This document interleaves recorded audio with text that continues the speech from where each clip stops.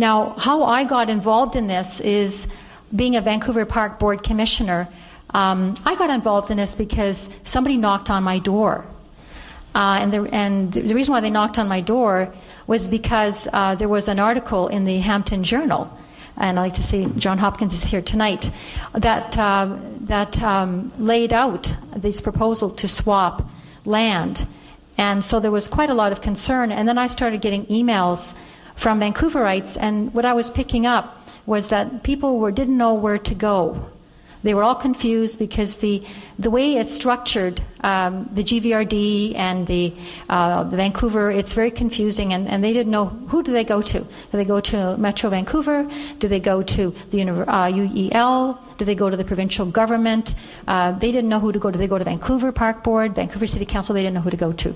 So as a result of that, I did hear that Pacific Spirit Park Society, which I was a former member of in the 90s, was very active in getting that information out to people. And also, I heard about Sheila Dodd and the Friends of the Pacific Spirit. So I thought, well, here's a group where all these people that are trying to find a voice, where all these people, they can go to these people, but they don't know about these people and they don't know how to get there.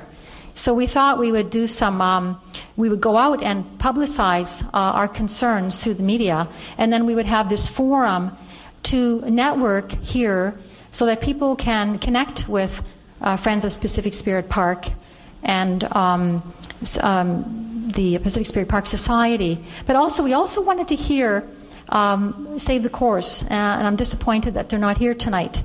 And the reason why we wanted to hear them was we wanted to hear the justification.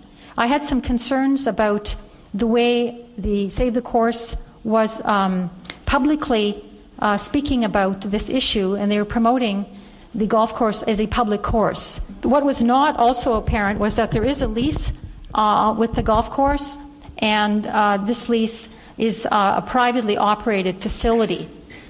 So this was totally inappropriate for regional park space, public land, to be swapped for private land for the benefit of who? That's the question here. The other thing I wanted to talk about was that the question of Crown land, regional park space, and how it could have future implications for municipal parks. And we have lots of municipal parks. We have 210 of them in the city of Vancouver, but we have some very large tracts of parks in the city of Vancouver.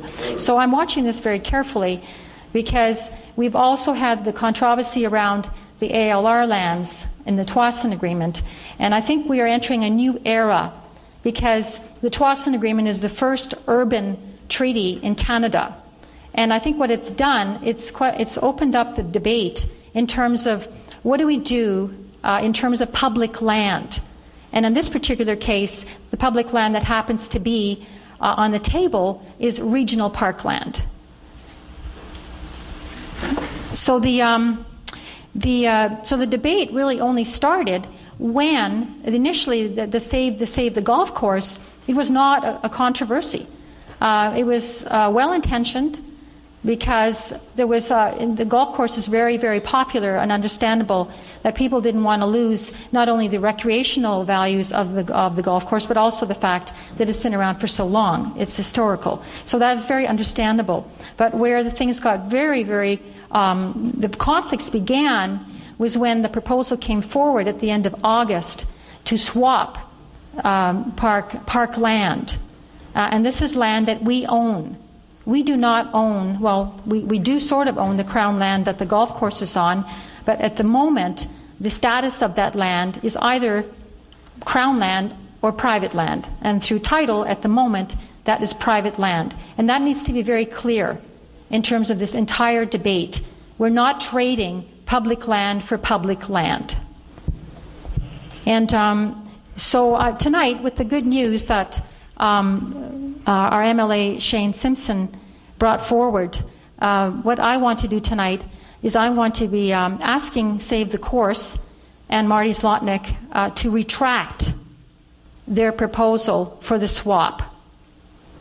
And if they want to go back to the original plan, I think that would be something that we could find common ground in. But this idea about advancing our public regional park space that we cherish for the Crown/private land is totally unacceptable. And so on that note, I just want to thank all of you for being here. By being here tonight, you're sending a message through Metro Vancouver, our director, Metro Vancouver Parks. They're hearing loud and clear what the Vancouverites think about this. And I just want to say, I have not had one email, not one email from anybody telling me that this swap should happen. And I understand that the representative on the chair of the Metro Parks, thank you, Gil Martin has had 130 emails saying no, no, no.